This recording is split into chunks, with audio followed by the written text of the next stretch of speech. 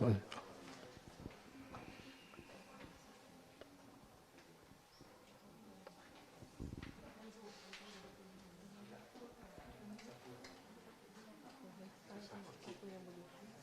ni dia tangkap. Tak boleh letak sini, dia tangkap. Pegang.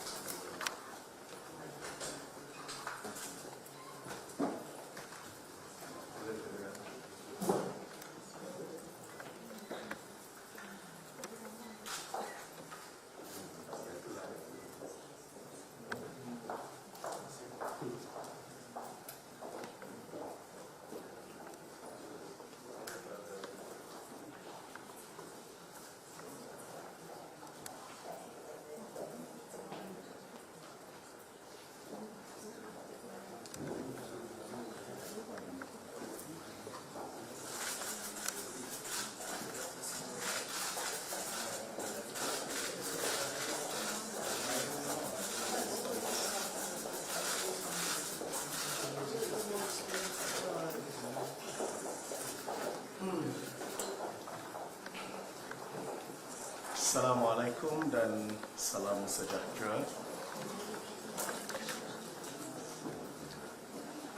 Her Excellency Senator Penny Wong, Minister for Foreign Affairs Australia,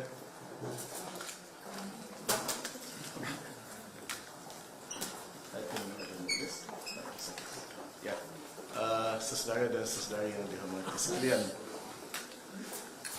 It is really a special day for me, and it is my pleasure to welcome today my Australian counterpart, Senator Penny Wong, and all of the members of the Australian delegation here at Wisma Putra. We have spoken before on the phone, and it is great to finally meet you in person, Penny. Yeah, especially in times like this, we really need to be more engaged with one another. During our meeting just now, I congratulated her on her appointment as the Foreign Minister of Australia. I also congratulate the stunning success of the Labour Party in the recent Australian federal elections. Today's meeting was very fruitful. Even though we don't have much time to discuss, but Senator Wong and I exchanged views on various issues that ranges from bilateral to regional issues of mutual interest.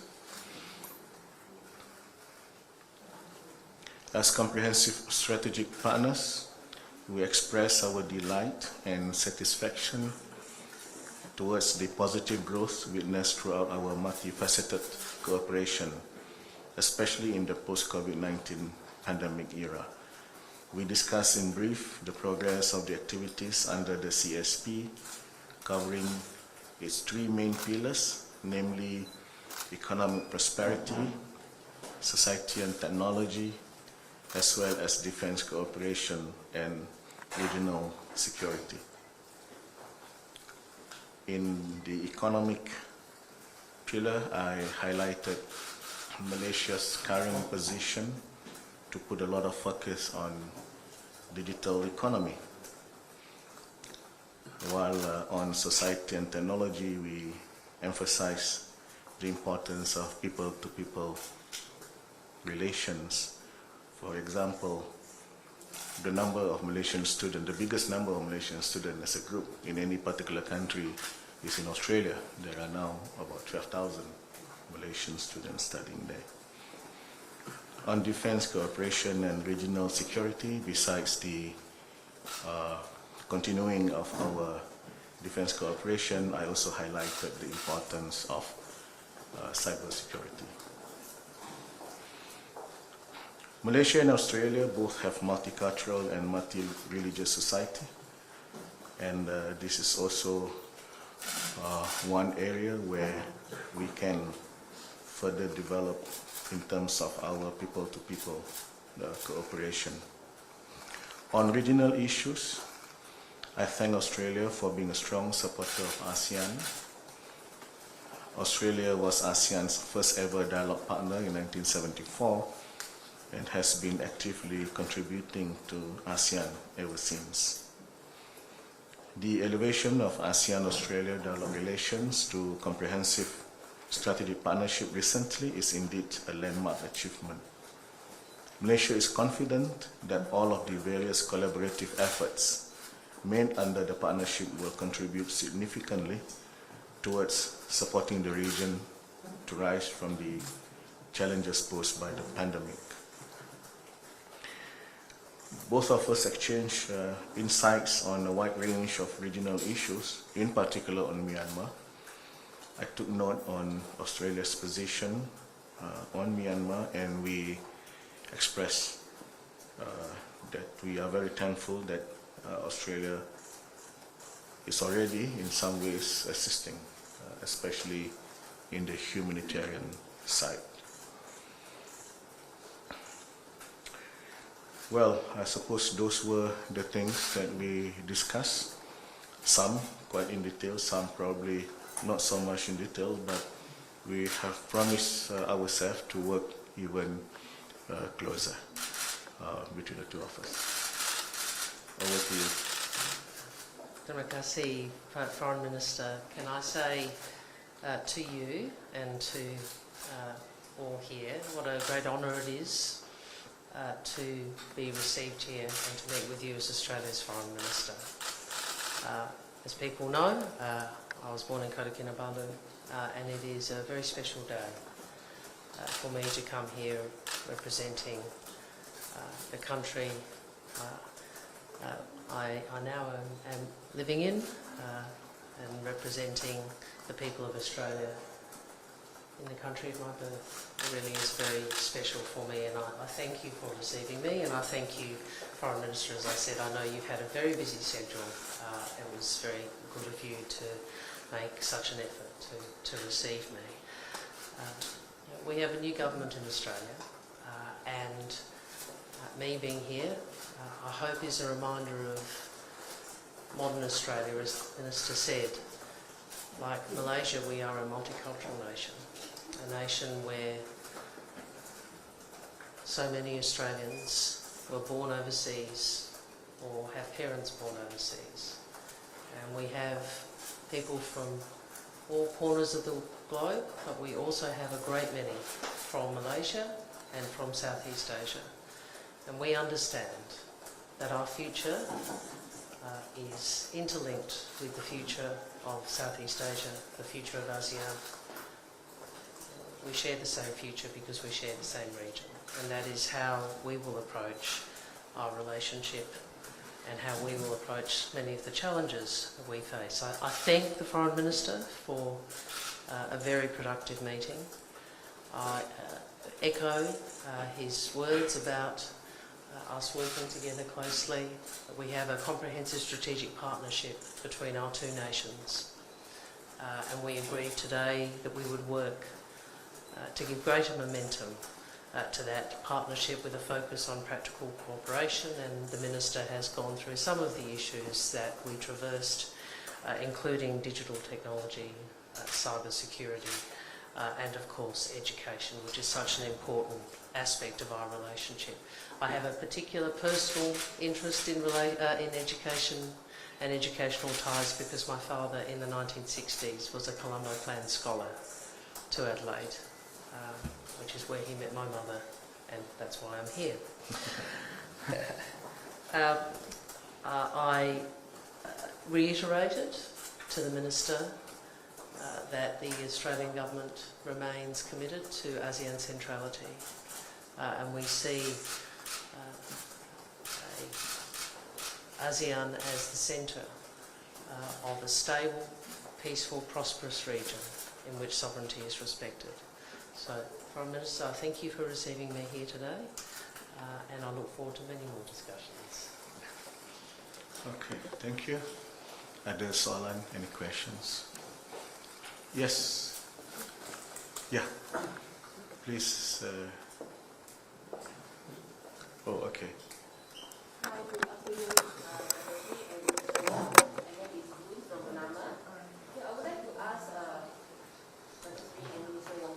Malaysia and Australia become comprehensive strategic partners last year. How do you see this relationship in the coming years? And at the regional level, will there be greater engagement between Australia and ASEAN? Thank you. Well, the total trade in 2021 between the two countries in 2021 was USD 14 billion, and this is an increment of about 30% from what it was in 2020. But both of us say that the number is good, but surely we can look at ways and means to add to that number. So there will be specific discussions by the relevant agencies, especially on trade. But the Foreign Minister is also meeting with Datuk Sri Azmin to specifically discuss issues on trade. So the way forward is really more trade between the two countries. I'm very confident that this is something that we can work on And this is where, for example, I highlighted the point on cyber security. That could be one area where we can enhance cooperation. We put a lot of value on and appreciation on Australia's engagement with ASEAN, and they are very much near to ASEAN. We always welcome their participation in all of the three tiers of the ASEAN community works, the political, economy, and the socio-cultural tiers of the ASEAN framework. If I could add just very briefly, I think post-COVID, obviously that's had an effect on the global economy, the regional economy and all our domestic economies. I think it would be of benefit to both nations for there to be greater momentum within the Comprehensive Strategic Partnership. Sorry, I'm trying to look over your shoulder to the person behind you. I think we discussed some of the ways in which that could occur. In terms of ASEAN, in addition to the strategic precept that Australia has, which is ASEAN centrality, I would again emphasise that we are privileged and honoured to be a comprehensive strategic partner of ASEAN. When I was in Jakarta recently with the Prime Minister Albanese, we met with the Secretary General, and I took the opportunity to meet with the permanent representatives as well to talk through with them the various ways in which we can give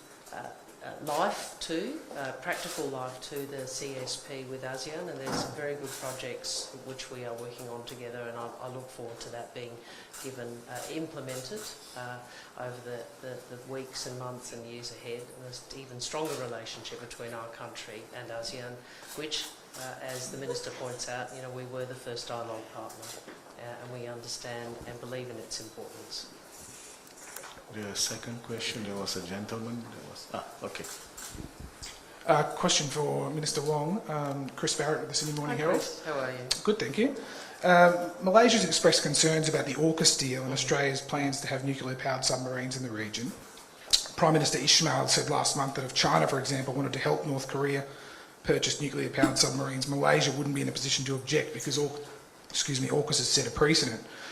Your government inherited the submarines deal but is committed to it, so how will you go about assuaging those concerns that it could instigate an arms race, and how do you convince countries like Malaysia that it's necessary and is not going to further antagonise China?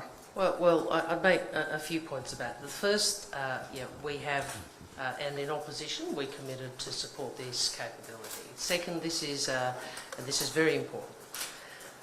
We are not a nuclear power. There are nuclear powers in this region, but Australia is not one of them.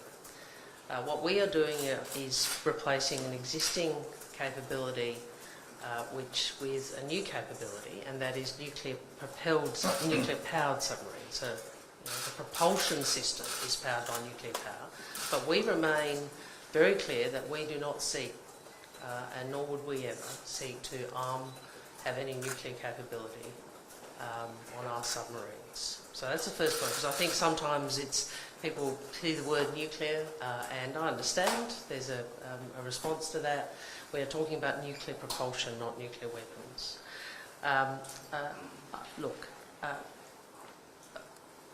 We know our region is being reshaped economically and strategically.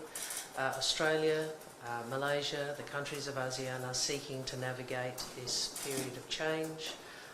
Australia will always operate on the basis that we have this objective, and a region that is peaceful, a region that is stable, a region that is prosperous, a region in which sovereignty is respected, and importantly, a region where rules enable some predictability to state behaviour and to the way in which disputes would be dealt with. So from Australia's perspective, that is what we are focused on, and the work we do and the approach we take to those sorts of strategic issues will always be guided by that objective. I make also this point, I've in my previous answer reaffirmed again the principle of ASEAN centrality, and that remains. That remains. Next question, please. Hi, Mr. Wong. I'm Ray from Tucson, Malaysia. On AUKUS, the announcement last year on AUKUS have raised major security concern among countries in the Southeast Asia. What's your government stand on this issue now? Well, I think I went to most of that in my previous answer, if I may, but I would say this. I appreciated the opportunity to explain how we see AUKUS to the Foreign Minister and to other counterparts in the visits I have made prior to this visit, which are obviously to Vietnam and to Jakarta. So we appreciated the opportunity to go through some of the things I've just outlined. It is important that we listen to concerns, that we respond to them respectfully. That's how the new government will seek to deal with some of the issues which have been raised, and we hope that over time, people's concerns will be able to be allayed. Okay. Next question. Hello. Hi, Emma Connors from the Financial Review. My question too, I'm afraid, is about AUKUS and the Quad really, but Dr. Sri, I'm just wondering, we heard a lot about Malaysia's concerns when the agreement was first announced, but that is now some time ago. And we've also heard some concern about Quad in ASEAN. There's been some suggestions that, the US could be looking to create an Asian type of NATO, and that has concerned some Asian states. But I'm just wondering if your concerns have changed since the Russian invasion of the Ukraine, which has shown us all what happens when the rules-based order is not observed. Thank you.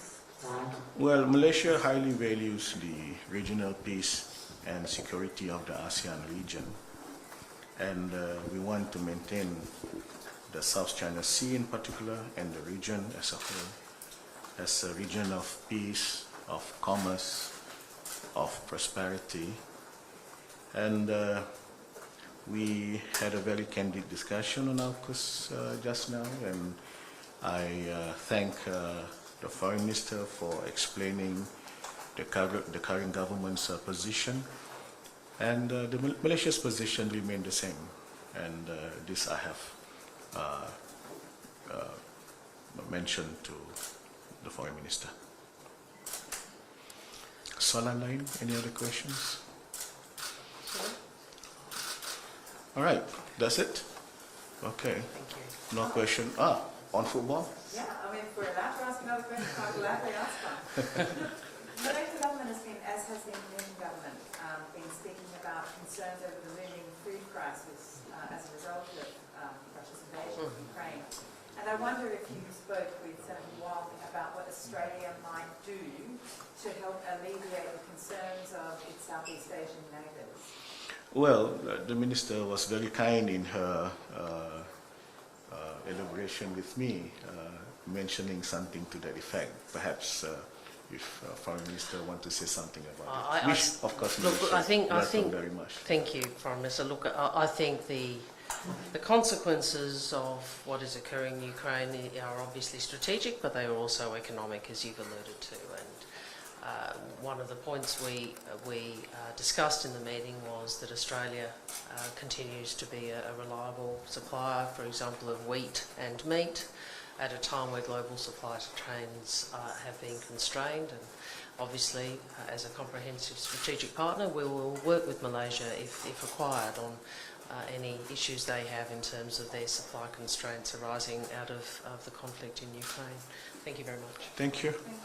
Thank you, YB Dato' Sri. Thank you, Minister Wong. That marks the end of our joint press conference session. We kindly request for the...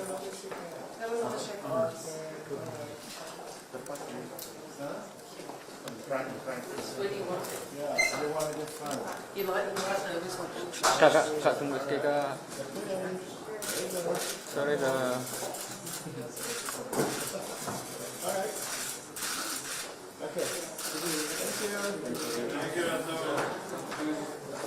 Thank you. We kindly request request for the members of the media to remain seated to allow the departure of the foreign ministers from the hall. Thank you.